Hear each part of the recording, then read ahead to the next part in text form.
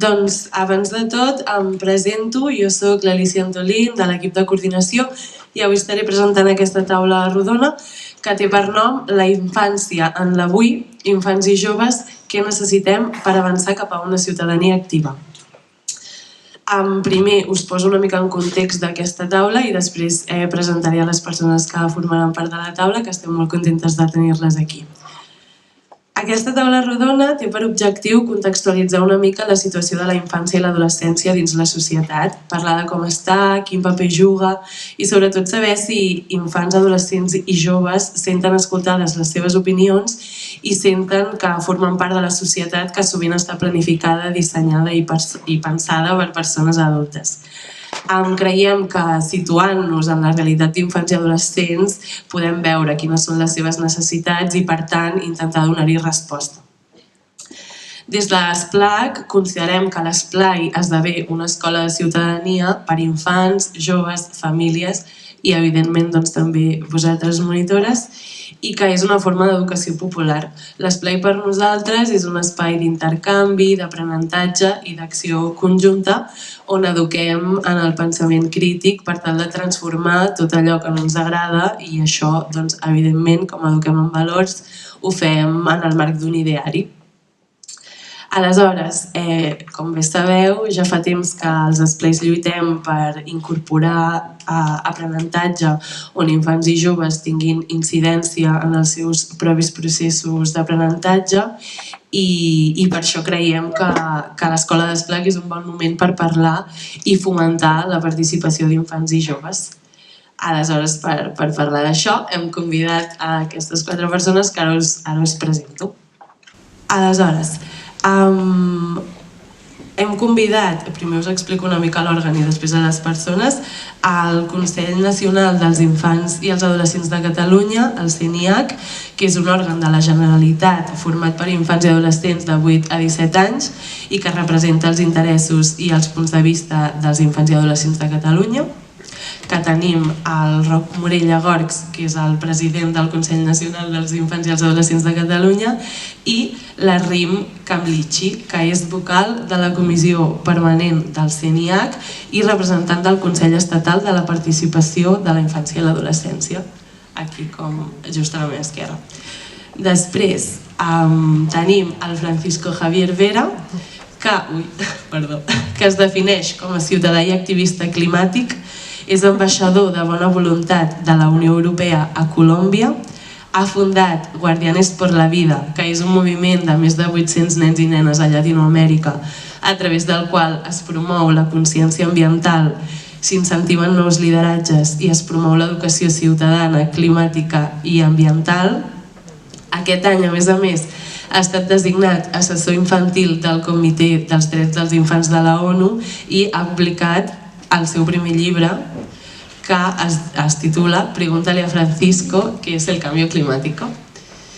I per últim tenim a la Mari Coromines, que és doctora en Psicologia, Salut i Qualitat de Vida per la Universitat de Girona, també és investigadora social a l'Institut Infància i Adolescència de Barcelona i allà coordina un programa de recerca i participació que es diu Parlen els nens i les nenes, el benestar de la infància a Barcelona, que és promogut per l'Ajuntament de Barcelona i té l'objectiu d'afavorir els drets dels infants a ser escoltats i participar en la millora de la ciutat, que avui parlarem una mica més d'això.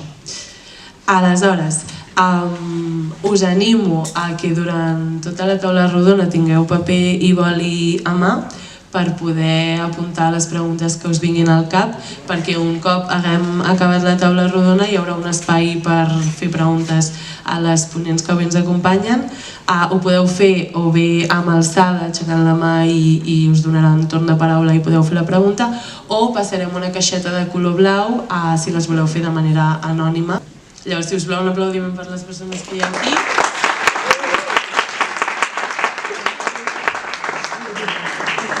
I això seria, ara fetes les presentacions i la introducció, volem començar per contextualitzar la infància i l'adolescència i posar paraules a aquesta etapa o procés. Aleshores, la primera pregunta que llenço és per tu, Francisco, i volem preguntar-te què és per tu la infància, l'adolescència i com l'entens. Ara. Abans de començar, volia fer una petita precisió i és que mai no sé com dir-ho, mai he parlat en català a un espai com aquest. Llavors, aquesta serà la primera vegada que parli en català. Llavors, us demano excuses o perdó per qualsevol error que tinc. Eso es. Y ahora sí, para mí ser un infant, ser un nen, crec que és com un estat de la vida on estem aprenent, estem creixent, creixent on tenim més curiositat per les coses, on ens relacionem amb el nostre entorn i crec que és un moment de la vida molt bonic per això, perquè estem aprenent. I ara vaig a parlar en castellà, mejor para ir más rápido, porque si no me quedo ahí pensando cada cosa y claro, hablo, no suelo hacerlo. Pero el caso es que para mí ser un niño es eso básicamente, ¿sí? Un momento de la vida en donde estamos aprendiendo, en donde estamos creciendo, en donde nos relacionamos con nuestro entorno y creo que a pesar de todo es un momento también, digamos, un poco difícil porque el hecho de ser niño en una sociedad pues adultocentrista igual conlleva ciertas cosas, ¿no? Como no ser escuchado precisamente o ser más bien callado. A lo largo de la historia pues nos hemos encontrado con que pues los niños junto a otros, digamos, poblaciones de la sociedad como las mujeres, la comunidad LGTBI más, ¿no? Pues hemos sido excluidos simplemente, ¿no? Excluidos y no hemos sido escuchados, así de sencillo. Entonces creo que eso es ser un niño, un momento en donde estamos creciendo y de hecho creo que la palabra niño proviene del Imperio Romano, que lo definen como una persona que no puede hablar hasta los 7 años, algo así más o menos. Y pues precisamente creo que es un poco el paradigma en el que se nos encasilla, así que no podemos precisamente hablar, que no tenemos esa capacidad pues como de argumentar, ¿no? Creo que cuando somos niños se nos menosprecia bastante y se nos menoscaban nuestras capacidades que en realidad podrían aportar bastante a la sociedad, básicamente. Así que creo que eso es el bueno. Muchas gracias. Volíem preguntar també, Rim, tu comparteixes aquesta visió i afegiries alguna cosa? Estic totalment d'acord amb el que deia Francisco, és una etapa de desenvolupament en diversos aspectes com la identificació de la persona i passem per molts processos de canvis, per la qual és una etapa molt bonica, com deia, però a la vegada difícil. I comparteixo la mateixa opinió. I aleshores també volíem preguntar si creus que aquesta visió, no, que entre nosaltres sí que compartim, si creus que la societat també comparteix aquesta visió, en concret les persones adultes. Com creus que us diuen les persones adultes als infants i als adolescents? Crec que la societat li dona o reconeix la importància de proporcionar als infants com un espai segur i també saludable, com l'atenció adequada per al seu benestar i una bona atenció per part dels adults. I que també es considera que els adolescents ja són capaços de prendre decisions, però pensen que encara estan en procés de maduració. Llavors, pensen que necessiten més suport i i una atenció més adequada per part dels adults. El que sí que, no obstant això, malauradament, a vegades la societat no té una visió completa o precisa de la infància i l'adolescència. Hi ha casos en què les persones adultes poden subestimar les nostres capacitats o habilitats. I a vegades no tenen en compte les opinions o les seves emocions també. En aquests casos és important fonamentar una visió més positiva i més oportunitats de créixer i desenvolupar-se com a persones, perquè és una etapa en què ens desenvolupem en diferents aspectes, com la salut mental i com comentàvem abans. És com una etapa de molts canvis que és fàcil, o sigui, a vegades pot ser difícil, llavors proporcionar una atenció adequada és algo molt important i sempre demostra molt, o sigui, sentir que tens adults que tenen en compte o tenen en compte les teves opinions i les teves emocions ajuda per passar a estar en aquesta etapa. Moltes gràcies. En aquesta línia et volíem preguntar a tu, Roc, estem bastant acostumades a que es defineixi la infància i l'adolescència des de la perspectiva adulta i que s'imposi una mica com aquesta visió adulta. Però aquí ens interessa saber una mica com vosaltres des de la infància i l'adolescència percebeu la societat adulta i què us fa sentir, no? O sigui, què ens podries dir tu d'aquesta percepció? Bé, si parlem del meu cas concret, és potser una mica més... Al límit entre l'inici de la sensibilitat una mica més borrós perquè jo estic a pocs mesos de passar sobre l'adult, també. Però pensant en com he estat vivint tot el temps que he estat ficat en participació i representació i com ho veiem des del Consell Nacional, perquè compartim una visió bastant marcada, crec que en general aquesta definició que potser nosaltres ens sortiria a fer sobre la infància i l'adolescència i sobre els adults i aquesta altra figura queda molt borrosa perquè tampoc ens parem a fer-la, perquè no tenim la necessitat o potser no se'ns explica que podem fer aquesta definició. És a dir, nosaltres creixem amb una figura materna o simplement d'autoritat, perquè a la fi els adults és el que crec que simbolitzen per la majoria de nosaltres i mai se'ns acudeix poder o potser desafiar aquella lleig, però el que és desafiar o poder anar més enllà, portar una mica a la contrària. És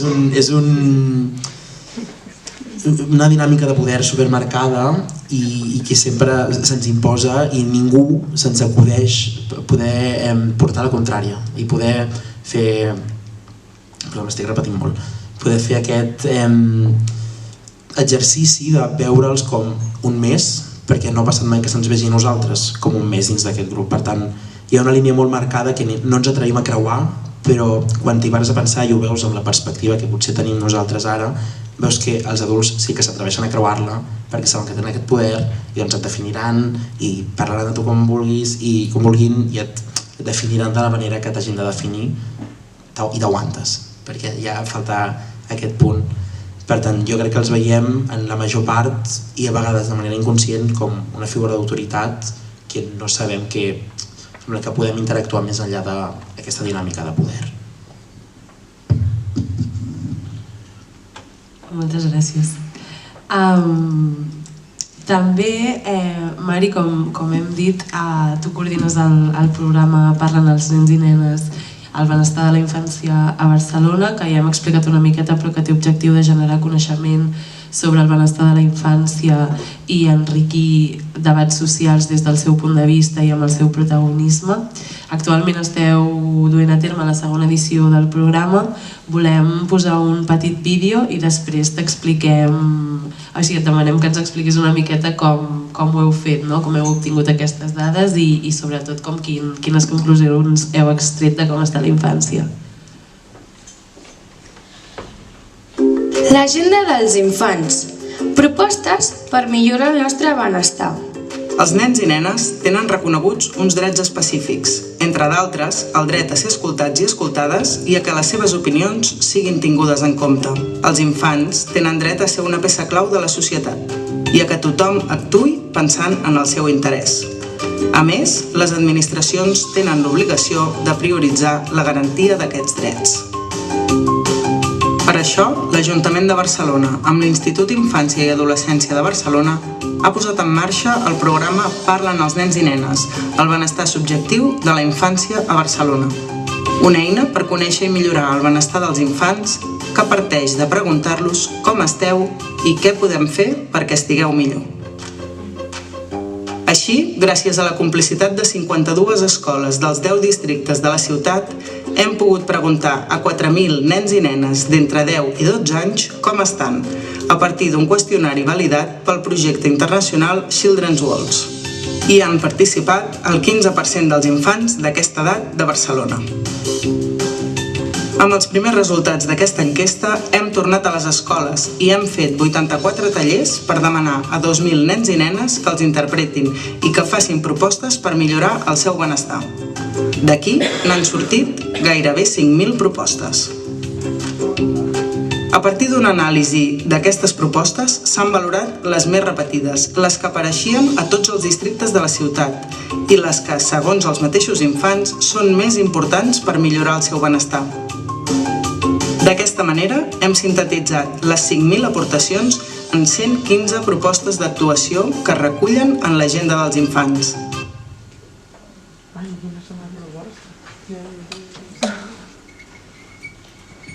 Hola, sí, Merci. Merci també per projectar aquest vídeo. De fet, des de l'Institut i el Parlen els nens i nenes ens agrada molt perquè pensem que ens ajuda molt a explicar en poques paraules el procés de recerca que hem dut a terme i com anem cap a afavorir la participació infantil, sobretot a partir de l'agenda, que ara us explicaré.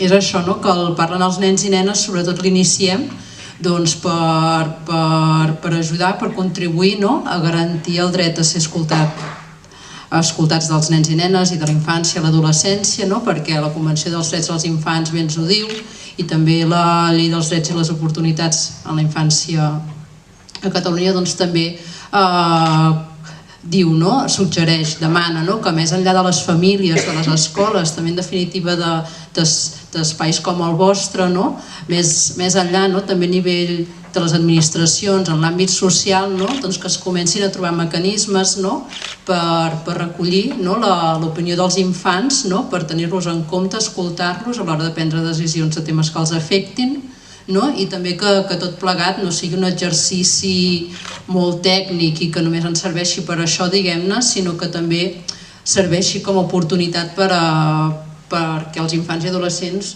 es vagin introduint a la ciutadania activa, que no només els preguntem sinó que els acompanyem d'alguna manera. I des de l'Institut d'Infància, de fet a Barcelona anteriorment s'havia fet un baròmetre, com si unes entrevistes, unes enquestes que es dirigien a famílies, i per dir d'una manera eren pares i mares, cuidadors que responien en nom d'infants. Hi ha altres estudis i fonts que continuen fent això perquè són perspectives i mirades diferents, però sí que una miqueta agafant la inèrcia del dret de la infància a ser escoltada en l'àmbit social, començàvem amb el Parlen els nens i nenes i l'enquesta de benestar. Inicialment, pas a pas, perquè per nosaltres també va ser un aprenentatge, vam preparar l'enquesta de benestar, en definitiva preguntem com esteu els infants des de diferents àmbits de la seva vida, emocionalment, també què en pensen dels seus entorns, com es veuen ells mateixos, també pel que fa a les seves expectatives, perquè és important, sí que els infants són aquí i ara, però també les expectatives també marquen molt una mica com es projecten i ens pot donar pistes de com orientar, de com acompanyar.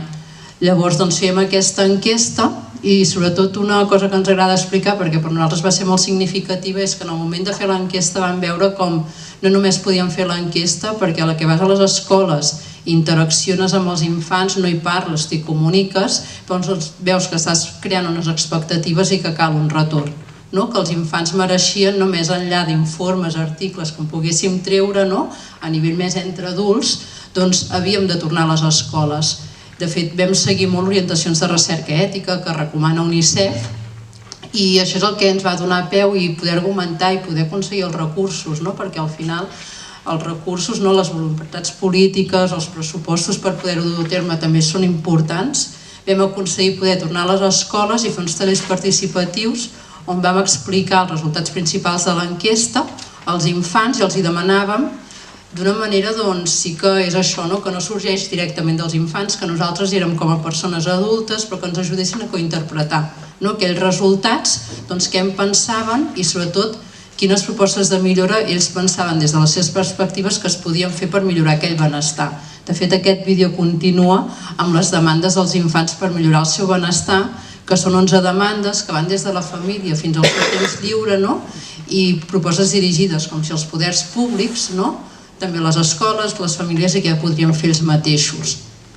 I més enllà d'aquesta enquesta, d'aquests tallers participatius, una mica per anar avançant, entenem que l'enquesta als infants són informants clau, són els experts de les seves vides i per això són a qui preguntem. En els tallers participatius entenem que són coinvestigadors, poden interpretar, poden ser propositius i anar exercint com si aquesta ciutadania activa d'anar deliberant, d'anar pensant en aquells aspectes que els afecten. I un cop publiquem l'agenda dels infants, doncs el que fem és començar a crear el grup Altaveu.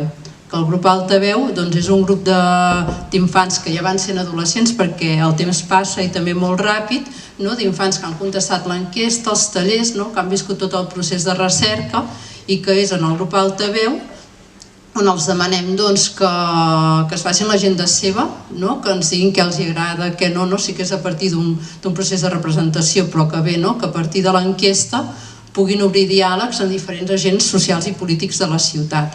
I és aquí on pensem, on sobretot que comença un procés més participatiu, on els infants poden organitzar-se en aquests espais que intentem que siguin segurs i confortables perquè puguin arribar una miqueta més enllà. Aquest vídeo és de la primera edició. El Parlen els nens i nenes el vam començar a fer el 2016 i l'enquesta la fèiem el 2017, va durar del 2016 al 2020.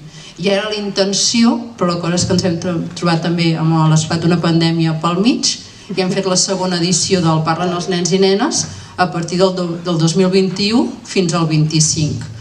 Ja hem fet una enquesta de benestar l'any 2021, que llavors ens permet comparar resultats a més del 2017 al 2021 amb una pandèmia pel mig, cosa que no esperàvem quan vam començar i que ens aporta coneixements rellevants sobre com els infants estan ara, com han viscut la pandèmia.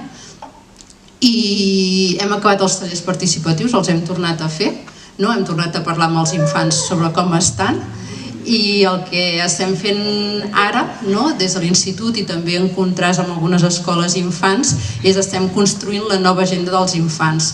No partim de zero perquè ja tenim la primera, però el que hem fet a partir de la primera l'hem revisat, l'estem actualitzant amb els infants, la publicarem a finals d'aquest any, del 2023, i és quan tornarem a crear el grup Altaveu. Demanarem a infants si volen formar part del grup Altaveu perquè siguin ells mateixos els que vagin obrint diàlegs amb diferents agents de la ciutat per millorar el seu benestar. Això sempre, diguéssim, a context de ciutat de Barcelona, perquè, com comentàvem, el projecte el fem des de l'Institut d'Infància en promoció de l'Ajuntament de Barcelona per anar complint, com si amb aquests deures i aquestes responsabilitats. I sobre com estan els infants, diguéssim, comentar-vos, sobretot, no em podria allargar moltíssim. Una cosa abans d'explicar-vos com estan. A partir del 2023 que tindrem grup Altaveu, el grup Altaveu de la primera edició ja es va tancar, perquè ja van arribar com si a l'edat adulta. Ara, a finals del 23, que començarem amb el grup Altaveu, si aquesta escola l'haguéssiu fet d'aquí 1 o 2 anys, segurament us hauríem proposat, en lloc de jo podria venir algun membre del grup Altaveu si li ve de gust i pot, que bé, que vinc jo una miqueta per explicar el procés perquè encara no tenim el grup creat en aquesta segona edició. I sobre com estan, sobretot comentar-vos el tema d'estar en una segona edició, d'haver fet una enquesta el 2017, una altra l'any 2021 ens permet una mirada més històrica o comparativa, i el que hem vist sobretot és que després de l'esclat de la pandèmia, a l'enquesta del 21, els infants ens han dit que estan menys satisfets amb les seves vides i pensem que això és rellevant, no? De saber-ho, de fer-ho conèixer i d'enfocar les seves propostes en aquesta perspectiva, que no l'han viscut en blanc o no se n'han oblidat. El 2017, 7 de cada 10 infants ens deien que estaven completament satisfets amb la seva vida, i l'any 2021, 6 de cada 10. Hi ha paràmets també pensem que és rellevant, que preguntem sobre diferents àmbits de les seves vides. L'àmbit que vam preguntar el 2017, que hem tornat a preguntar i que és en el que estan menys satisfets i que crec que us interpel·la en certa mesura, és amb el temps lliure. Els infants, si més no de la ciutat de Barcelona, però sobretot podria ser força generalitzable a nivell més enllà de Barcelona, de Catalunya, doncs és l'àmbit de les seves vides que valoren menys positivament. La meitat més o menys dels infants no estan completament satisfets, i aquí no hi ha diferències per nens, nenes, per edat ni per context socioeconòmic. És com una cosa generalitzada, de fora de l'escola, doncs quines activitats fan, quins usos dels temps fan, quina quantitat de temps lliure disponible tenen, en aquestes activitats quina és la qualitat, quins aprenentatges en treuen, quins usos, com de significatiu, autèntic és per ells tot allò que fan fora de l'escola. I sí que sabem, i ara tant pel PAR com per altres estudis, que hi ha certa desigualtat en l'accés d'activitats fora de l'escola, tot i que sí que amb les acadèmiques hi ha molt esforç per compensar que tothom pugui reforçar tot allò que té dificultat d'arribar-hi, però en activitats més esportives, artístiques, de causes, plais, és on veiem diferencials i al final que el temps lliure sigui l'àmbit de les seves vides en què estan menys satisfets, s'hi aboca una miqueta això, tot i que hi ha diferents camins. També infants que poden estar molt sobreocupats, sobretot també en els tallers, ens han explicat que no estan contents amb el que poden fer amb el seu temps lliure perquè no l'interpreten com a temps lliure, i això tot plegat fa que estiguin, de fet, més enllà del temps lliure, que també estiguin menys satisfets, se sentin pitjor, que no siguin tant en la seva vida.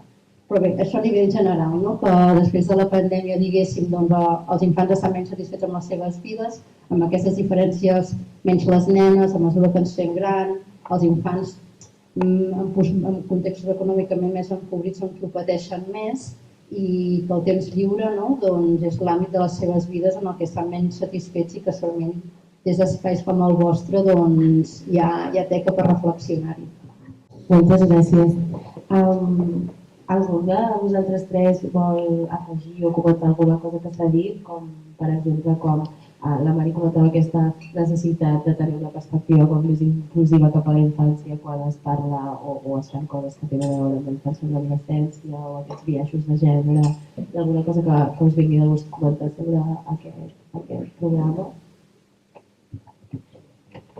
Més que res dir que nosaltres al Consell ens trobem sempre amb propostes i diferents estudis o activitats que ens arriben a que tenen aquest objectiu de guanyar perspectiva i incloure la infància, però escoltant de tu parlar realment és dels, no sé si primers, però d'uns quants, del grup minoritari dels que hem sentit que realment sembla que tenen un incís real i una preocupació darrere perquè aquesta inclusió de la mirada de l'infant i adolescent tingui un incís de veritat.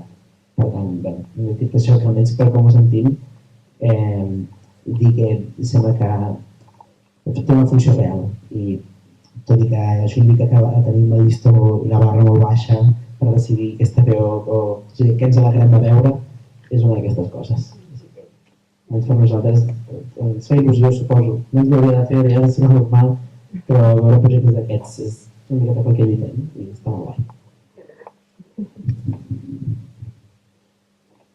Algú només vol fer algun comentari? No? Doncs moltes gràcies també per explicar-nos el programa. Doncs bé, ara que ja hem parlat una mica de què és la infància i de com està actualment, ens centrarem més en la temàtica de l'Escola d'Esplac, que com ja hem explicat és el paidocentrisme. I en concret parlarem del paidocentrisme aterrat a la participació d'infants i joves als esplais. Aleshores, per nosaltres, des d'Esplais Catalans, la paraula paidocentrisme significa posar l'infant al centre, Aquest és un terme que va sorgir fa molts anys i una mica en contraposició d'una metodologia educativa que era molt tradicional i unidireccional i que posava a l'adult o al professor com en el focus del procés educatiu, i amb els moviments de l'Escola Nova doncs sí que va ressorgir aquesta mirada d'ensenyament on es posa èmfasi als interessos dels infants, a les necessitats dels infants i on es fa que infància i adolescència sigui protagonista dels seus propis processos d'aprenentatge. Per això volíem preguntar-te, Rim, per tu, què vol dir posar l'infant al centre? Crec que posar l'infant al centre és posar les seves necessitats, el seu benestar i els seus interessos al centre de les decisions i accions que es prenen i es fan al seu voltant. Això implica no només satisfacer les seves necessitats bàsiques, sinó que també proporcionar oportunitats per aprendre i créixer en un entorn segur i saludable, per desenvolupar les seves habilitats socials i emocionals també, per poder expressar-se i també ser escoltats pels altres, pels adults o pels companys o per qui sigui. També significa o implica reconèixer que cada infant és diferent i és únic, amb les seves pròpies necessitats i interessos, i que els adults han de ser capaços d'adaptar-se a aquestes diferències, no? I proporcionar una atenció personalitzada per cada infant i per cada nen o nena, perquè clar, si cadascú és diferent no sempre tenen els mateixos interessos o necessitats, llavors cadascú necessita una atenció, com deia, més adaptada o més personalitzada. Gràcies.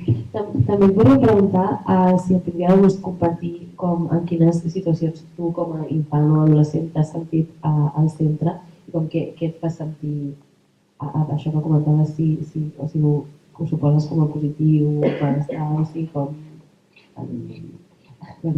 En quins moments, o si vols compartir alguna experiència en la que t'hagin posat al centre o hagis sentit que la infància es posi al centre i una mica com et vas sentir? Des que vaig entrar al Consell de Participació adolescent del meu municipi, me van oferir moltes oportunitats. Llavors, una d'elles és entrar al Consell Nacional i després d'allí moltes portes s'han obert. Clar, el que passa que quan estàs allí, estàs participant i estàs amb gent que saps que no té els mateixos interessos, no tots, però sí que compartiu punts, a vegades no sempre teniu els mateixos punts de vista, això és clar, perquè compartiu coses, allí te sents escoltat o escoltada, llavors te sents molt bé, perquè clar, una part és, la participació juvenil, en la meva opinió, aporta moltíssims beneficis. Llavors, a l'estar allí i sentir que tenen en compte la teva opinió i la teva veu és magnífic, la veritat. Moltes gràcies. Alguna de la resta voleu afegir alguna cosa o voleu explicar com ho veieu tant des de la perspectiva adulta com compartir alguna altra experiència?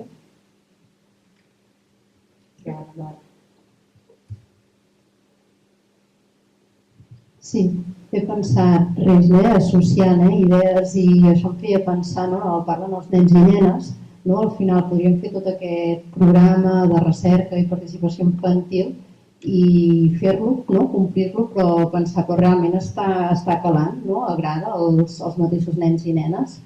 I el que fem és, després de l'enquesta i també dels tallers, i en el qual també el Taveu també ho valorem amb ells, els preguntem fins a quin punt els ha agradat o si pensen que els ha sigut fàcil de donar la seva opinió amb els mètodes que hem utilitzat, que al final és una enquesta o un taller. Intentem que no parli sempre el mateix, que sempre hi ha qui pot tenir més facilitat per expressar-se, que amb unes dinàmiques on tothom participa, doncs aconseguim que tots se sentin còmodes en aquest sentit. I també els demanem si pensen que hem parlat de temes importants per a ells. I aquí les valoracions mai són del 100%, que tenim coses a millorar, no? Perquè hem de tenir present el que comentaves, no? De la diversitat, no? Que al final cadascú és únic, no? I hem de trobar molt bones orelles per poder escoltar, però no, us volia compartir el tema com a part dels nens i nenes, doncs vetllem molt pel tema, doncs que realment pugui agradar, que encaixi a l'infant, els mateixos infants ens diuen que els agrada, que pensen que els és fàcil participar, que toquem temes que els interpel·len i al final quan estàs fent el treball de camp, quan estàs amb ells, et diuen quan tornaràs perquè m'ha agradat molt i no és la primera vegada en el fons perquè hi ha pràctiques a les famílies, a les escoles, però et diuen és que no ens hi trobem gaire, no? En que ens tractin tant de tu a tu i ens demanin de parlar sobre aquests temes, no? I sí que ens demanen, no? És molt des de la informalitat, però el tema de continuar. No? Amb el tema ara que crearem el grup Altaveu, els mateixos infants quan hem passat per els tallers ens diuen torneu a l'escola per crear grup Altaveu, no? Perquè veuen en aquest espai una oportunitat per continuar treballant aquests valors i aquesta ciutadania. Res, he pensat que podia complementar. Moltes gràcies. Doncs bé, passaríem a parlar ara una mica més de participació. Per nosaltres la participació d'infants i joves és una manera de posar l'infant al centre, de fer-lo protagonista i responsable de les decisions que l'afecten una mica com el que deies tu, Rim. I per nosaltres també és com una metodologia que ens permet a les monitores i a les educadores de plantejar-nos una mica com ens relacionem i de com eduquem tenint més en compte aquesta mirada inclusiva. Que som joves però no deixa de treure que som adults o que som més grans, llavors estem en una posició de poder, com deies tu. Aleshores és per això que tot i que sabem que hi ha el dret a la participació està recollit a la Convenció dels Drets dels Infants del 1989, encara ens queda molt camí per recórrer. Aleshores, ara volíem fer-te una pregunta a tu, Francisco, que ja fa anys que ets activista climàtic i que lideres el moviment de Guardianes per la Vida, que heu creat una escola de formació climàtica i ambiental per infants de 8 a 14 anys sobre temes de ciutadania, acció climàtica, amb un model de pedagogia crítica.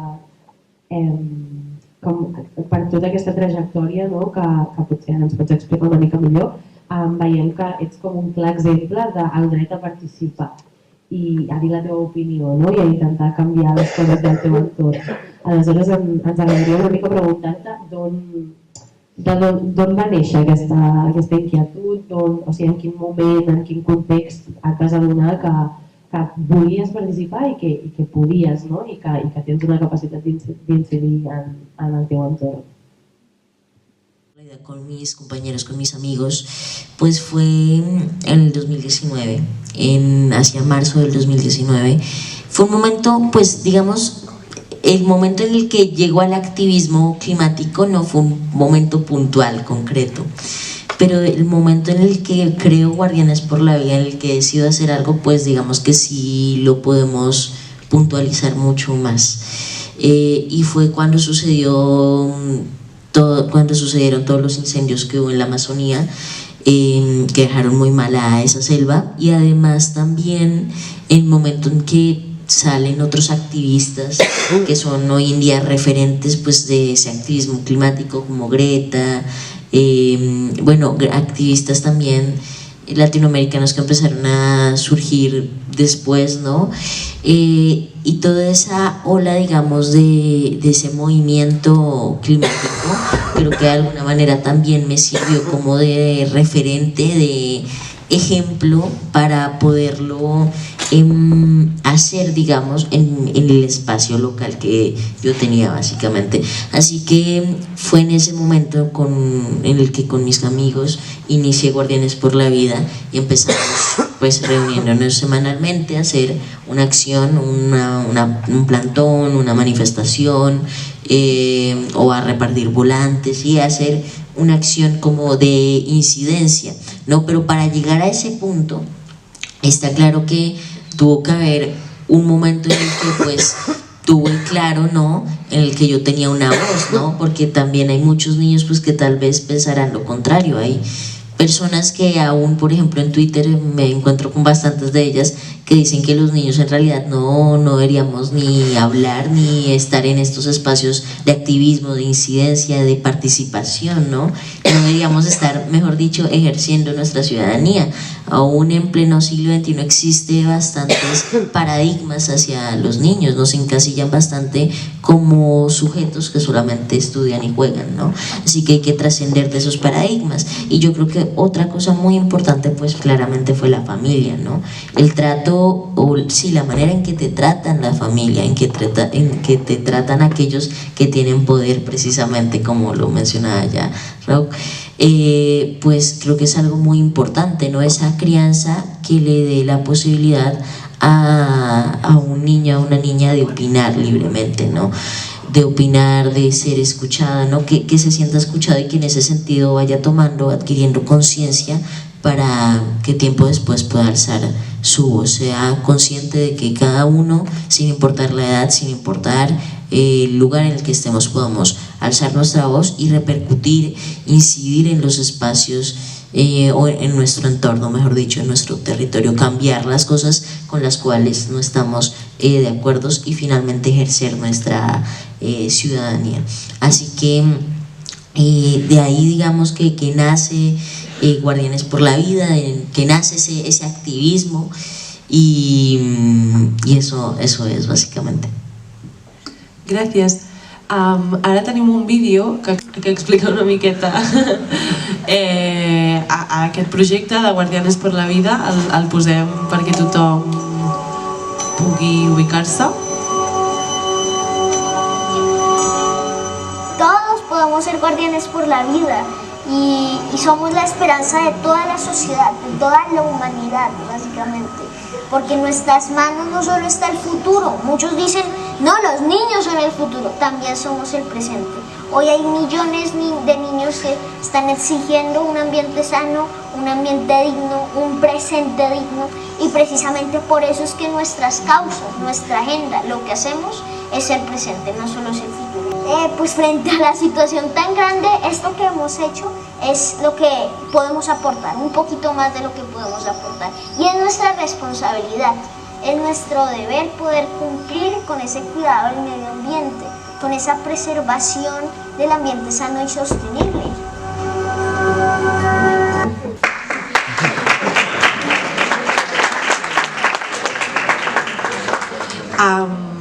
També volíem preguntar-te si ens podries explicar una mica actualment quines són les línies d'acció que té Guardianes por la Vida y un poquito cómo es la organización de este proyecto. Vale, pues bueno, para ese entonces ya era la pandemia, no estaba mucho más pequeño, ahora me está cambiando la voz, como podrán darse cuenta. Eso creo que está clarísimo, ¿no? Y bueno, ya voy a aclarar lo de las líneas de acción, ¿no? Pues ahora mismo estamos sobre todo muy en el tema de la educación, ¿sí? Creemos que pues la educación simplemente es la semilla de una sociedad, ¿sí? La educación no solo la que se da en un colegio, en una escuela, en un instituto, es decir, la educación no es lo que nos dice un profesor en unas cuatro paredes, la educación pues trasciende de los lugares en donde se imparte básicamente. La educación la podemos construir en nuestro día a día, la familia nos educa, nuestros amigos digamos que influyen en medio de esa educación y una sociedad. Pues la semilla de una sociedad, como lo mencionaba, es la educación y a partir de esa semilla, a partir de cómo esté sembrada, es decir, a partir de cómo esté planteada la educación de una sociedad, esa sociedad germina. Actualmente pues tenemos una sociedad que germina hacia solamente un desarrollo económico que pareciera ser ilimitado, ¿no? Y por ello tenemos una crisis climática, por ello tenemos una crisis ambiental, por ello también tenemos una crisis de recursos naturales, básicamente. Es así de sencillo, porque vivimos en una sociedad que no educa para la vida, por tanto planteamos ello. Planteamos la educación climática, ciudadana y ambiental, que es la verdadera educación para la vida. Pero entonces, ¿qué pasa? Y agregamos esa educación ciudadana porque el medio ambiente es un derecho humano básicamente. El medio ambiente, pues ahí como lo decía, sano, limpio, digno para una generación, es un derecho humano, es un derecho que podemos exigir si sentimos que no se nos es garantizado. Y es por ello que quisimos enseñar a hablar con los niños que participaran de estos procesos de derechos humanos y de ciudadanía, porque para defender nuestros derechos primero debemos conocerlos, ¿no? Para defender algo, pues no podemos, nosotros amamos lo que conocemos, no, defendemos lo que amamos y amamos lo que conocemos finalmente. No podemos defender una causa que no conocemos, por ello dentro de esos procesos de educación pues tratamos de incluir el tema también de derechos humanos y de ciudadanía, de cómo cada uno, como la ciudadanía no solamente es a partir de los 18 años, porque realmente en países como México, por ejemplo, el hecho de ser ciudadano es a partir de los 18 años, pero no, entonces lo que estamos tratando es replantear ese concepto de ciudadanía y decir que básicamente cada uno a un nivel local, a un nivel pequeño puede transformar su entorno y ejerciendo su ciudadanía básicamente. Y en ese sentido tenemos como tres líneas, tres proyectos principales. Uno que es una red de escuelas guardianas por la vida, que son 45 colegios de todo el país que pertenecen a esa red, y con la red queremos dar es como un apoyo contenidos. Por ejemplo, durante la pandemia nos dimos cuenta que muchísimos profesores pues buscaban enseñar, por ejemplo, sobre el tema climático y ambiental, así que más bien decidimos crear un espacio web, una página web en donde subimos una serie de contenidos básicamente que ayuden a los profesores, a los docentes, a los educadores, ¿sí? Para que puedan explicar lo que es el cambio climático y otras cosas más como el efecto invernadero, la Agenda 2030 y demás a sus estudiantes básicamente. Y por otra parte tenemos una escuela de formación climática y ambiental que esa es presencial en varias zonas del país que son más vulnerables básicamente. Hacia el sur especialmente están concentradas en Tumaco, que es el Pacífico colombiano, en el Putumayo, en Sibundoy. Son pueblos pequeños y también algunos pertenecen a algunas comunidades indígenas, como el caso de Putumayo, que pertenecen al pueblo Panam. Y con ellos pues estamos básicamente, nos reunimos cada sábado, se reúnen, ¿no? Cada sábado, y tenemos una serie pues como de sesiones que van sobre varios temas, y el objetivo del proyecto pues es que los niños identifiquen un problema, primero conozcan su territorio, ¿sí? Sepan dónde está el río de su pueblo, por ejemplo, dónde están las montañas, hacia dónde está el bosque, y que a partir de ahí identifiquen un problema, el cual busquen darle una solución, digamos, de alguna manera. Y eso incluye una serie de proyectos, básicamente. Y un semillero que es virtual. Ese es el proyecto que nació durante la pandemia. Ya este año vamos a ir por el tercer corte de ese semillero, y consiste en que pues varios niños se inscriben al semillero, y los sábados también nos reunimos por vía Zoom y invitamos a expertos que nos cuenten sobre diversos temas. Por ejemplo, durante el primer corte, que para mí fue más chévere, durante la primera edición, invitamos a la presidenta de la Corte Constitucional, a ONU Derechos Humanos Colombia, a distintas instituciones que nos contaran sobre el tema de derechos humanos, ¿sí? Pero también sobre el tema, pues claro, digamos el pilar medioambiental. Entonces, en eso consisten esas tres líneas, digamos, aunque no las profundizo mucho más. Moltes gràcies. Després també et volíem preguntar que, com hem dit abans, han estat designat l'assessor infantil del Comitè de Drets dels Infants de la ONU, i volíem preguntar-te què fa ben bé aquesta figura, quina és la teva funció, estàs amb adults, estàs amb infants, una mica què fas?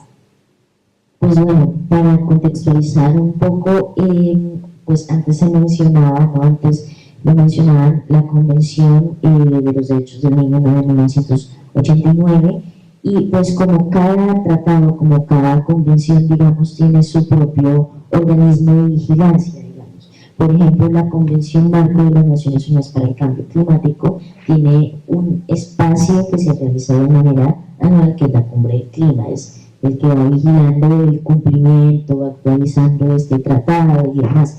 Entonces, el comité o el espacio, el organismo, mejor dicho, de Naciones Unidas, que vela por ver cómo se garantizan estos derechos que están enmarcados dentro de la Convención de los Derechos del Niño, es el Comité de los Derechos del Niño.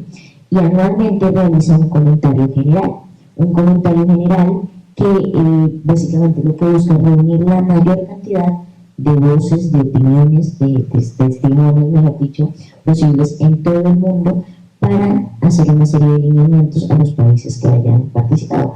Es decir, establecen un tema, por ejemplo, el tema de 2013 fue participación infantil en los espacios de representación política.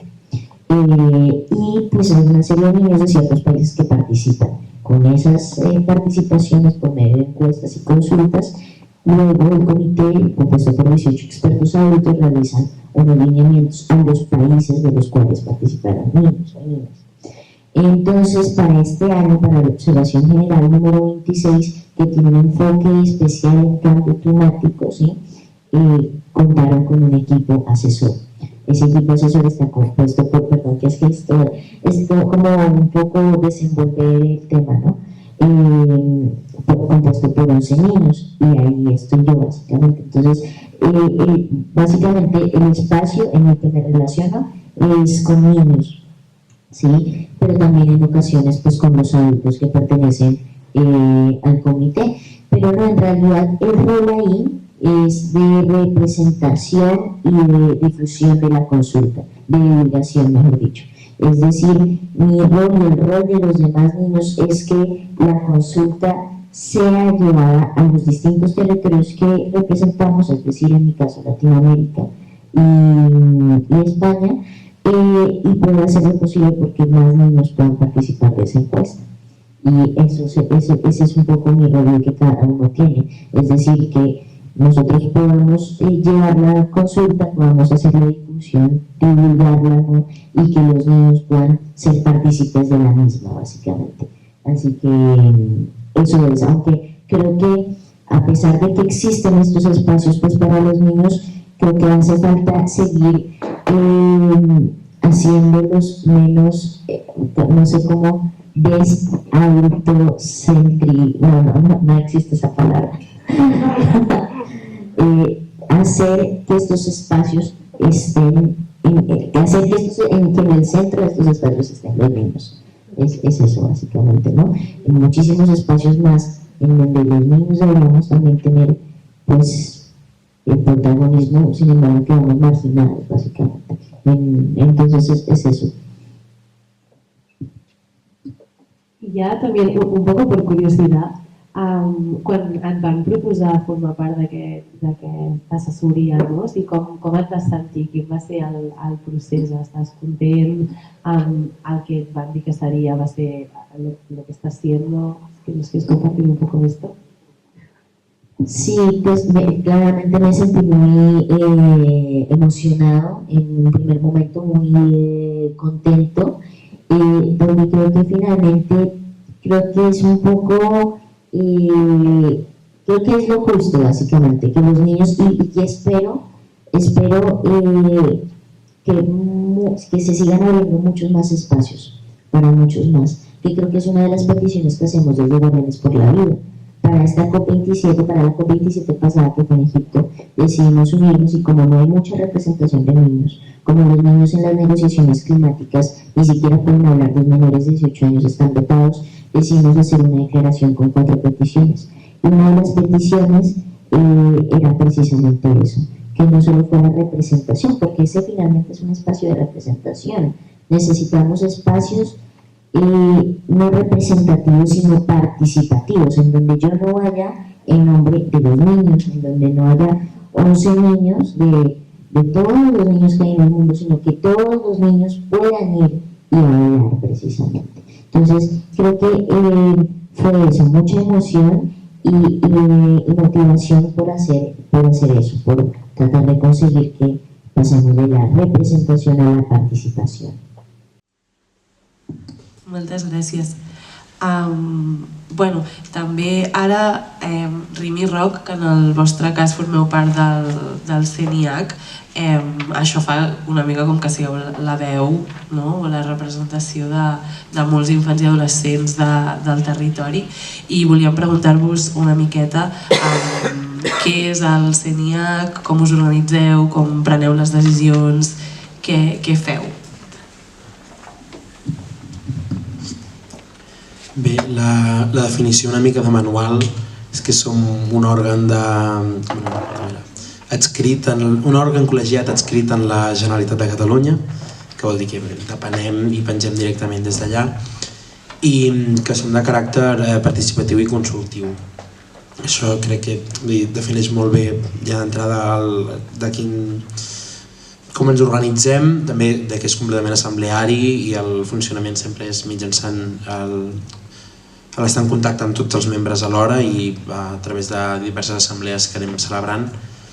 Nosaltres estem formats per, ara mateix no en sabria el número, crec que ronda els 40 i pico, 50 infants i adolescents d'entre 8 i 17 anys de diferents municipis de tot Catalunya, sempre intentant fer que aquest número creixi alhora que l'expansió territorial que queda representada en el Consell, tot i que ens trobem més dificultats en aquest àmbit.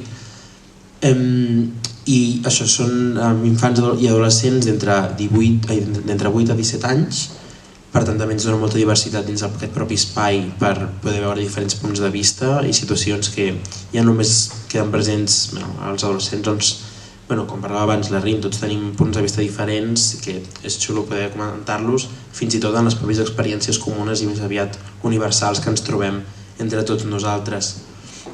El funcionament que tenim és, tenim el grup de l'assemblea i després hi ha un grup que és la comissió permanent, que són 10 membres d'aquesta assemblea que han estat escollits per funcionar una miqueta com de grup motor, anar-se reunint per planificar les diferents assemblees i anar decidint una miqueta fent, no sé si barrera o filtratge per propostes que ens arriben, si considerem que les volem passar a aquest grup més gran on estem tots els membres.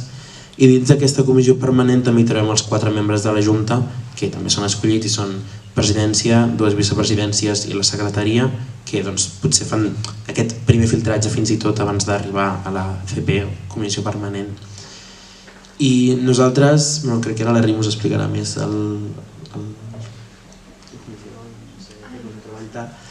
però abans nosaltres com a òrgan, que és una cosa que a vegades ens trobem, ens pregunten bé, què feu o quines són les accions que feu. Nosaltres som de caràcter consultiu, és a dir, tenim cert poder per crear certes activitats o bé, nosaltres de manera anual celebrem el 20 de novembre el Dia Internacional, el Dia Universal dels Drets dels Infants i Adolescents, amb un acte, que és l'acte del 20 de novembre, on es llegeix un manifest que hem escrit cada any sobre un tema diferent. Aquest últim any va ser educació, i on s'entrega el Premi de Reconeixement a la Infància i Adolescència, que és un premi que donem a una persona o entitat que considerem que ha fet una feina destacable, ja sigui aquest any o en la seva trajectòria vital, per donar veu i reconeixement o simplement tracte amb els infants i adolescents i que considerem que cal donar-los els seus mèrits. Per tant, potser aquesta és una de les coses més a destacar que fem, més enllà de, com ja deia, ser un espai de consulta, és a dir, ja sigui per al govern, tot i que no tant com ens agradaria, o espais com aquest. El fet que representem la veu d'infants i adolescents d'arreu de Catalunya ens dona aquest caire divers on se'ns permet que si se'ns ofereix una xerrada o una taula rodona com aquesta o espais potser fins i tot més o menys professionals, depèn del moment, puguem parlar en nom dels infants i adolescents, perquè al cap i la fi hem sortit escollits, això no ho he dit, venim tots els membres en representació dels consells locals, tant d'infància com d'adolescència, per tant sempre s'hi han de llegir 2 de cada municipi, per tant sempre intentem assegurar aquesta part de diversitat en quant als punts de vista que podem atorgar per tal que aquesta representació que anem a fer a altres espais, altres llocs, pugui ser el més verídica i diversa i alhora representativa de la gent que sigui possible. Moltes gràcies. També us volíem fer una pregunta com a representants de tots els infants i adolescents de Catalunya. Creieu que en general els infants i adolescents són coneixedors i coneixedores del seu dret a participar en la societat i del seu dret a canviar allò que no els agrada?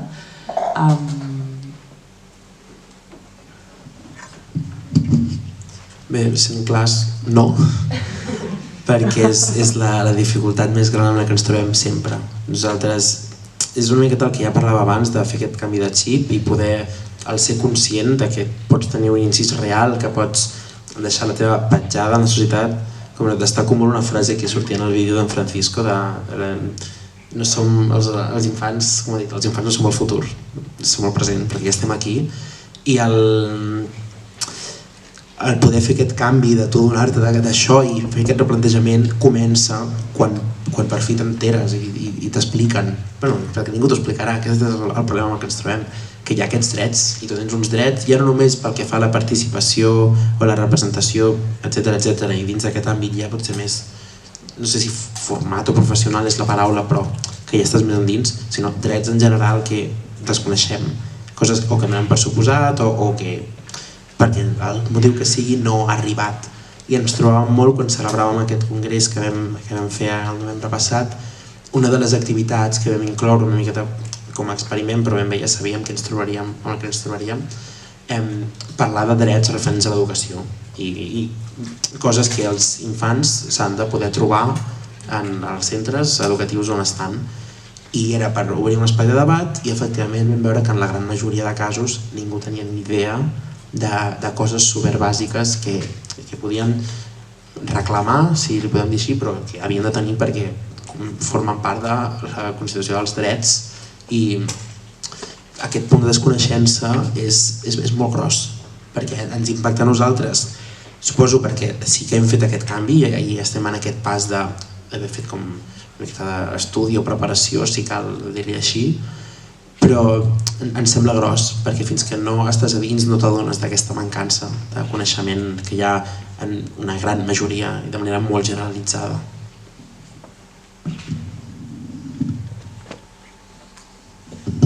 Bueno, és una mica el que comentava, que dintre d'aquest... Amb aquesta pregunta és difícil generalitzar, perquè, a veure, això depèn de molts factors, sigui l'entorn, sigui moltes coses, llavors, quan són preguntes així és difícil de generalitzar, però és el que deia, que moltes vegades ens trobem que no sol el de la participació, però sinó moltíssims altres que moltes vegades no sabem que els tenim. I això. Moltes gràcies. I també us volíem preguntar una mica com el Francisco, com veu entrar en aquest món i com us vau apoderar del dret a participar, del dret a ser escoltades, com va ser una mica el vostre procés?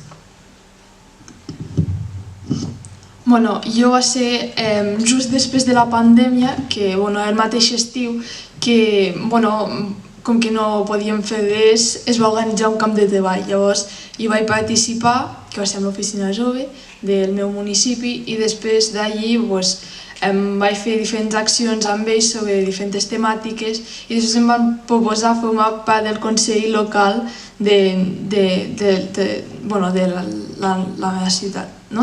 I des d'allí és quan vaig conèixer aquest nou món per a mi del compartir, del voluntariat i coses d'aquestes. Llavors va ser com algo totalment nou que després quan entres hi ha moltíssima... trobes una energia totalment diferent o un món totalment diferent al que estava acostumada, no?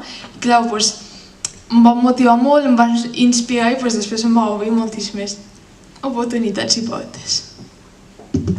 Bé, jo sempre hi havia aquest punt d'interès per la representació d'alguna manera típic sempre havia sigut el delegat, coses d'aquestes, no?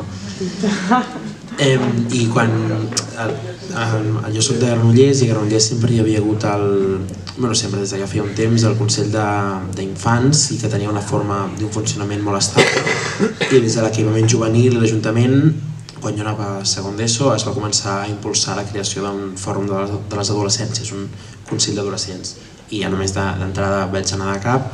De fet, el vam consolidar aquí mateix, en aquesta sala d'aquí, una mica terrorífic, terrorífic no, nostàlgic, tornar aquí.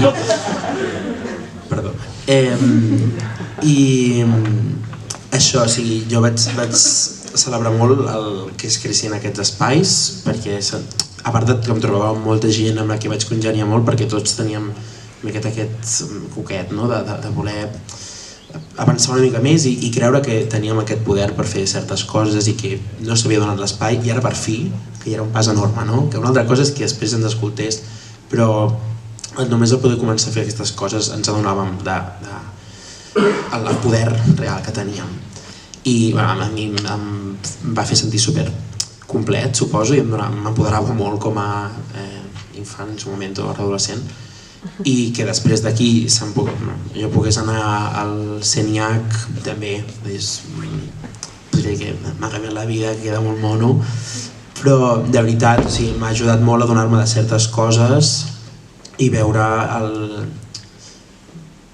aquest pas que ens toca a tots fer d'alguna manera, i que agraeixo que a mi m'hagi sigut així de fàcil, perquè ha sigut molt donat, i poder ser on soc aquí ara, i que d'aquí res ja se m'acaba el d'esto, però m'ha ajudat molt per adonar-me de certes coses i fer aquest empoderament que crec que tots hauríem de passar d'alguna manera o altra.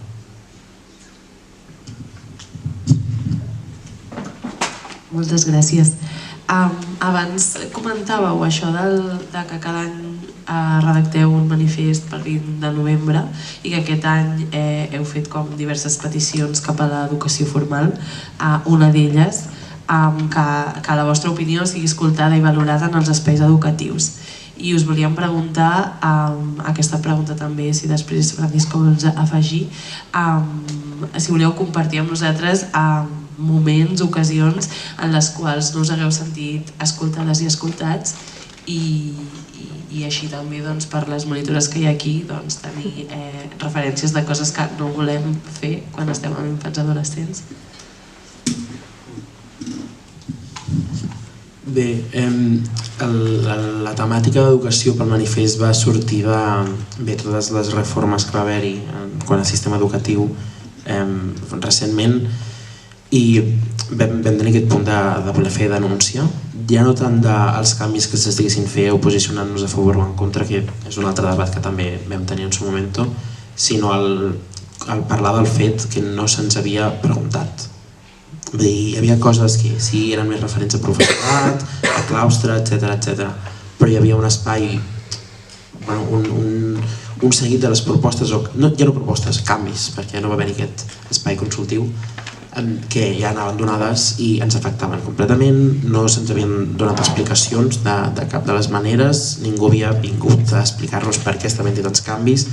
Sí que pels que som adolescents era més fàcil fer certs pensaments o buscar justificacions per coses com pensant sobretot en el canvi de data i l'avançament de curs, que potser és el més obvi i el que se li ha donat més ressò, però els més petits estaven confosos, hi ha aquest punt que no s'entenia ben bé el que estava passant, i denunciàvem sobretot, i que crec que d'aquí surt el fet o el reclam de que la nostra opinió sigui escoltada i valorada, i és que ens sembla impensable que els infants i adolescents, que som la víctima o no sé com dir-ho, el target de totes les reformes educatives que pugui haver-hi, no haguem sigut participatius en les decisions o propostes que no han sortit de nosaltres, que això d'entrada ja és molt gros, però que tampoc se'ns hagi consultat un cop ja s'ha decidit portar a terme aquestes coses. De fet, nosaltres al CENIAC està format per de 8 a 17 anys, crec que som 3 o 4 els que estem a batxillerat i unes cicles, però deixant de banda aquests que som una minoria completa, són infants i adolescents que estan obligats a estar a l'educació, és un dels òrgans a nivell de Catalunya amb més representació d'estudiants actualment cursant primària, ESO o el curs que sigui. Per tant, tot això sumava que ens semblés gros i és el motiu principal perquè reclamem que la nostra veu sigui escoltada i valorada. Bueno, sol completar una mica el que deia, que a vegades els adults ignoren les opinions o les preocupacions dels joves o infants perquè els consideren massa joves o a vegades inexperts per comprendre determinades coses. I en altres ocasions els adults poden escoltar les opinions però no les prenen en sèrio o seriosament o no les posen en pràctica. O sigui, t'escolten a dir la teva opinió molt bé, però després no fan res. No les tenen en compte a prendre decisions o a fer accions.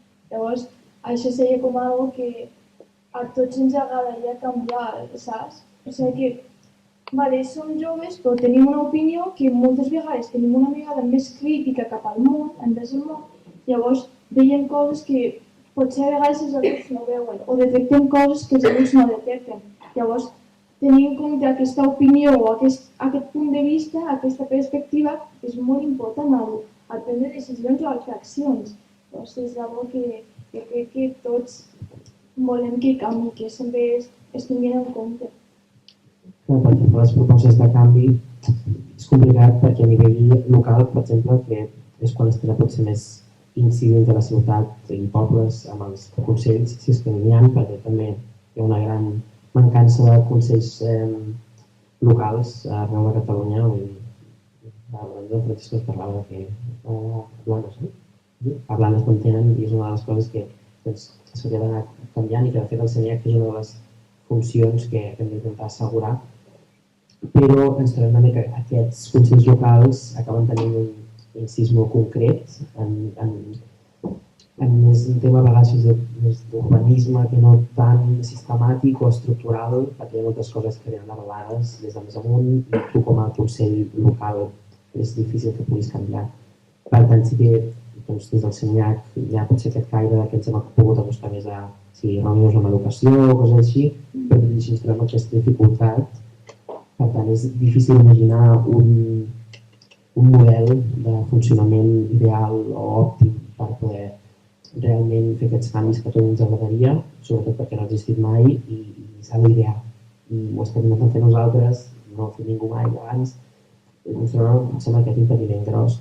Però el que sí, i crec que té molt a veure amb el concepte de la participació real, és el poder assegurar que es creï el que es creï, funcioni com funcioni, tingui l'estructura que tingui, la representació d'infants i adolescents no sigui merament simbòlica, perquè és una de les coses que estem més fats a trobar-nos posant els nens a la foto. I pujaran a fer-nos a llegir 4 frases i després sortirà el candidat de no sé què, el polític de no sé què, i el conseller explicarà unes coses. Com munteu vosaltres un acte i ve algú a parlar i sortirà totes les fotos quan ha estat 3 minuts amb vosaltres. Són aquestes conductes o aquestes accions que passen ja, no són gran cosa, no? O al final tots els membres del CENIAC i a tots els espais passen realment, a nivells locals segur que també, no ens salta l'alarma fins que no veiem que, ostres, aquesta persona comptava que no té res a veure aquí i coses així i ens donem que estem duent a terme una representació simbòlica. Per tant, sigui com sigui aquest model més ideal que s'ha de desenvolupar per tenir aquesta acció real, s'ha d'incloure els infants i adolescents com a veu cantant si són al centre de la problemàtica que s'estigui parlant i a vegades fins i tot si no ho són també. Vull dir que es pugui tenir aquesta veu representada ja no només en els espais d'educació, lleure, etc., sinó en altres que de normal no relacionaríem amb ells o pensem que se'ls escapen, perquè és així com tindrem una veu real total.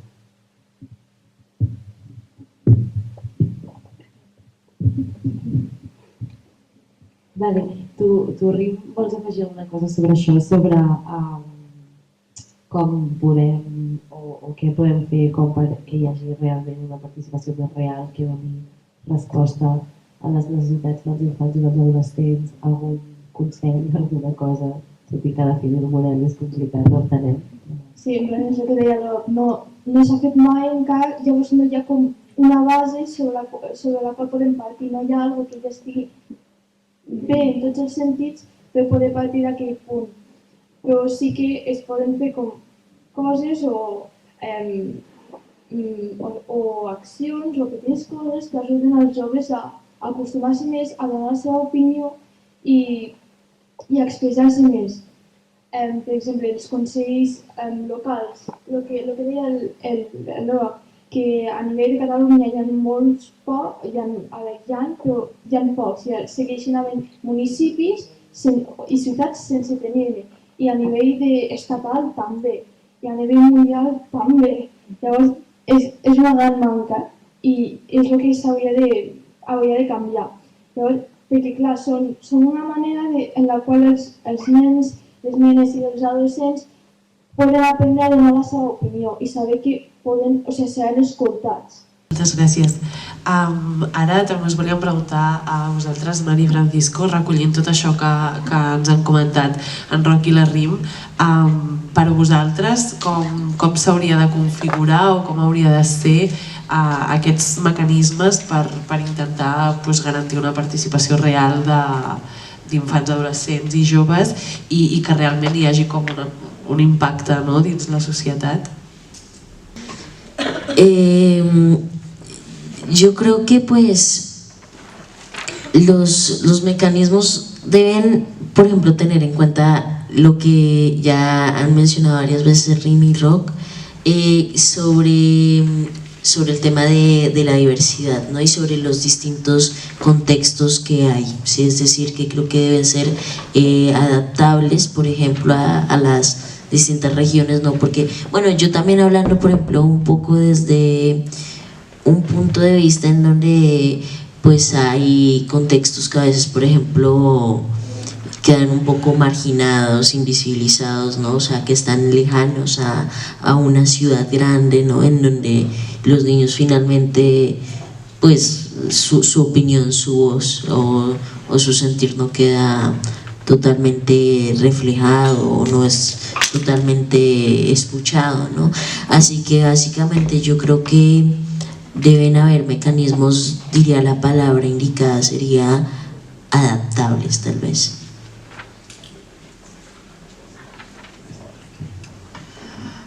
A veure, per part meva, moltes gràcies, perquè escoltant-vos penso que realment podria ser molt interessant, no? Perquè podem veure una miqueta què funciona, no? Què es pot millorar a nivell de participació infantil, tot i que la intenció sempre hi és.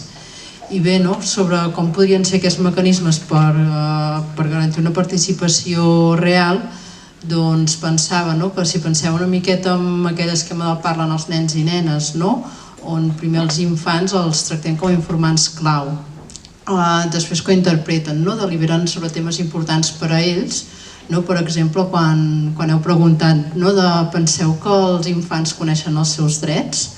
Ho vam preguntar a l'enquesta de benestar i ens va sorprendre perquè, per exemple, sí que el 2017 crec que era un 55% més o menys deia que coneixia els seus drets, que ostres, que és un percentatge que hi ha molt marge de millora, però gairebé com si com a adults vam pensar, bé, doncs podem partir d'una hipòtesi de millora, que sempre millorarà. Si el 2017 és del 55%, doncs ja anirem a millor, com aquell qui diu, i que ens hem trobat que el 2021 ho vam tornar a preguntar i aquest percentatge va baixar un 15%, va baixar a 40. 4 de cada 10 infants ens diu que coneix els seus drets i els altres doncs no, ho dubten. Llavors, és això, que podem tenir coneixement en el moment que preguntem directament als infants en aquests processos d'anar cap a la participació, els consultem, però no ens hem de quedar només amb la consulta, sinó que hem d'interpretar les dades amb ells. Quan en parlem ens donen pistes, possibles interpretacions, propostes per millorar tot això, i amb això, per què començo per aquí? Perquè penso que quan anem arribant a aquests mecanismes, a aquests espais de participació, doncs pot ser interessant, podríem valorar fins a quin punt recursos al final com l'agenda dels infants, que és com si un resum a partir de les autories o de les aportacions dels infants i que nosaltres, com a persones adultes també ho hem treballat, però potser es podrien trobar dinàmiques on l'adult desaparegués i fos una proposta més des dels infants, però que al final aquests espais han de ser informats, vull dir, que des de...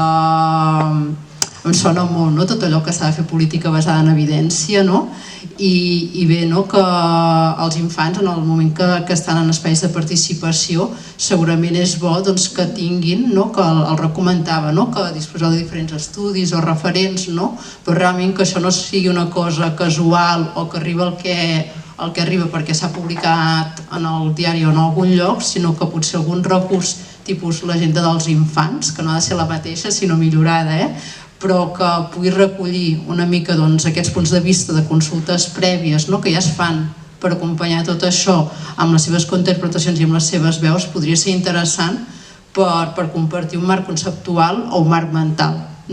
Quan estem en aquests espais, cadascú hi és de manera única, singular, perquè té les seves aportacions, però en aquest procés de formació i d'aprenentatge que és, un recurs com aquest pot ajudar.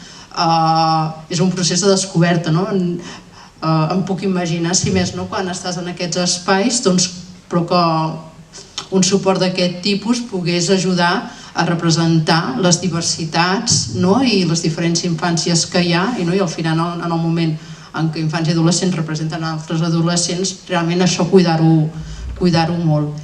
I llavors, més enllà d'aquests recursos com poguessin ser l'agenda dels infants com a punt de partida per obrir aquests diàlegs, escoltant el Roc i la Rim, que parlàveu sobre les funcions que poden tenir aquests espais, que vosaltres teniu un caràcter consultiu i poden haver caràcters més dialogants per començar-hi a anar, consultius, i al final res, el que volem és una participació real, que realment hi hagi una incidència, que quan es prenguin decisions els infants hi hagin estat, hagin ajudat a crear, que al final una miqueta, potser m'imagino que si més no el gran desig o expectativa quan en aquests espais de participació és ajudar a canviar el món, a millorar-lo, ajudar quan es fa una actuació, una política, haver estat com a part implicada a l'hora d'ajudar a co-crear tot allò. I llavors suposo que els espais de participació hi sou, i ho comentàveu, que es va aprenent i es va fent, i suposo que de l'altra banda de la moneda falta una miqueta com si que la casa gran també estigui preparada per dialogar amb aquests espais i no oblidar-se'n, que potser en alguns casos pot passar. I llavors, sobretot, diguéssim, entenc que des de l'altre cantó s'ha de cuidar que aquests espais de participació siguin informats, segurs, mirar que en les seves funcions anar cada dia més a partir que ja no estem de zero i que volem anar cap a una incidència real, però imagino que des de la funció pública i tot plegat, els adults, els polítics, els que fan tot això, els que surten representats quan votem, que cada cop estiguin més preparats o hi hagi un canvi de xip cultural i de treball, i que ells, diguéssim, i elles, quan preparen tot això, que tinguin en compte que hi ha aquests espais, perquè si se n'obliden, tota aquesta feina no haurà servit per res, tot i que alguna cosa s'haurà fet. I llavors des de la reivindicació i recordant-ho i reafirmant-nos, segurament que anirem endavant, però és això que penso que més enllà dels espais hem de pensar l'ecosistema, vull dir, l'administració que ha de fer per dins, i és això, sobretot recordar que si s'han creat, anar-los ampliant, millorant, enfortint, i enfortir tot això que estem fent de participació i democràcia. Just estem projectant, que ara es veu una mica millor, els resultats de l'enquesta. Mari, per si volies fer un comentari. Sí?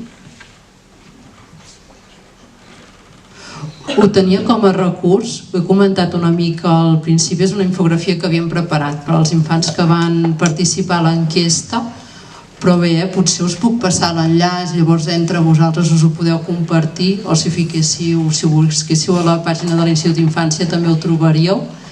És sobretot, gairebé a la primera pregunta ho hauria pogut utilitzar, diguéssim el que us explicava, que la satisfacció amb la vida ha baixat de 7 infants completament contents en la seva vida 6, que el temps lliure és el menys valorat, però també n'hi ha més, els podríeu mirar, que les nenes estan menys satisfetes i que també a nivell d'edat també a mesura que ens fem gran estem menys contents amb les seves vides, no? Segurament adquirir mirada més crítica que també comentaven.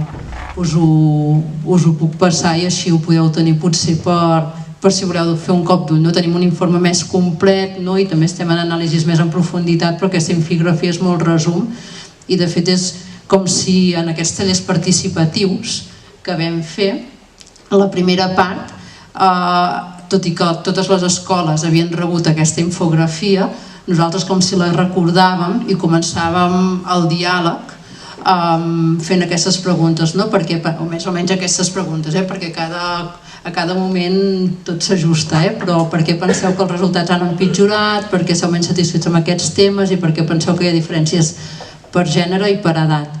I llavors continuàvem parlant amb ells, ja no a nivell general, sinó que com que hi ha diferents aspectes de les vides, diferents temes que hem tractat a la consulta d'enquesta i que val la pena estirar del fil, llavors a cada taller podia tractar d'un tema diferent, des de temps lliure, companys de classe, molt lligat al bullying perquè els infants ens diuen que és un tema, la vida al barri, sobre autonomia, sobre vida escolar, que surt molt el tema que volen espais de participació a l'escola per decidir, per poder donar la seva opinió a l'escola i els diferents temes. Us ho podem passar. Moltes gràcies. Jo ara també el tenia aquí a l'ordinador. Doncs abans de passar al torn de preguntes, també per fer una mica per començar a tancant, volíem saber, aquesta pregunta va més dirigida a vosaltres tres, Roc, Rim i Francisco, que entenem que sí per tot el que heu anat explicant avui, però volíem com demanar-vos que compartíssiu en quins moments us heu trobat amb limitacions a l'hora de voler dur a terme accions, de donar la vostra opinió, d'actuar, d'opinar, si us heu trobat amb limitacions i quines són aquestes limitacions per poder-les tenir també nosaltres presents en el nostre dia a dia, en la nostra tasca. Bé, jo ja he parlat del tema de la representació simbòlica, però crec que just en, per exemple, espais com els vostres, en esplais i tal, i crec que potser és una de les coses que sí que teniu més assolida, potser, i que no entra tant dins del que són aquests llocs que ja estan com més adaptats, però bé, no trepitjo perquè la Rim també en parlarà, però moltes vegades és el tracte que rebem per part d'altres llocs, potser pensant més a nivell administratiu, però t'acabes adonant de que molestes. O sigui, els infants i adolescents molestem allà on som, sobretot quan es tracta de voler reclamar coses i quan ens ha tocat parlar amb educació i al punt d'acord, ja ho hem decidit, què voleu que fem? Us explicarem 4 coses, us direm que sí i seguim endavant, perquè al cap i a la fi som una veueta aquí que està a tothom, això no ens sembla bé, això no ens sembla bé, però clar que sí, que no ens sembla bé, volem poder dir-ho i ens trobem amb aquest punt de tracte de que per molt que seguim lluitant ens trobem amb aquesta visió tan tancada i concreta que al cap i a la fi es resumeix en feu nosa, us donarem el que voleu ara, sí que sí, una tonterieta que us està donant i seguim endavant perquè nosaltres tenim ja la nostra producció, les nostres movides i les nostres coses per tirar endavant i ja us diem que sí i això us deixem tranquils. Ens deixeu tranquils. Però no, més aviat el tracte i aquesta impressió que ens en donem nosaltres com a infants i adolescents a l'hora d'intentar fer aquests canvis. Jo comentar que moltes vegades ens interessem a uns certs temes, els joves i fins i tot els infants, que els adults consideren que són per a gent gran, per a adults. Llavors, si tu t'interessa un tema i vas a llegir, per exemple, un informe sobre aquest tema, està en un llenguatge que no podem entendre, sigui perquè hi ha moltes paraules molt tècniques o per el que sigui, però això trobo que és una limitació, perquè clar, limiten els recursos als que poden accedir els infants i adolescents per poder informar-se sobre un cert tema, que els pot interessar, que fins i tot els pot apassionar, sigui salut mental, sigui canvi climàtic. Hi ha moltíssims informes o coses que no pots arribar a llegir o a entendre per culpa del llenguatge que utilitzen. Llavors, jo crec que és algo que s'està lluitant en alguns espais, però encara falta molt per fer. Llavors, seria algo que sí que si es fes tindria un gran impacte. I afegint, ja no és només en quant als recursos que puguem o no puguem consultar, sinó també el moment en el que se'ns demana a nosaltres com a CENIAC anar a algun lloc a parlar, i numeroses vegades ens hem trobat amb que el llenguatge dels escrits que ens arriben, les temàtiques que es volen parlar, venen totes des d'un llenguatge completament adultocèntric i que se'ns exclou completament. I clar, això ens limita, no podem enviar un nen de 9 anys a certs llocs, perquè si de normal ja li costaria certs espais o certs funcionaments de dinàmiques també molt adultes, molt oficials i professionals, els dificulta encara molt més trobar-se amb un llenguatge zero adaptat a nosaltres, i considerem que també és molt simbòlic de realment el molt que ens vulgui presents en aquests llocs. Por ejemplo, para la Asamblea General de Naciones Unidas que se hace en Nueva York en septiembre anualmente, la mayoría de convocatorias, por ejemplo, son para mayores de 14 años.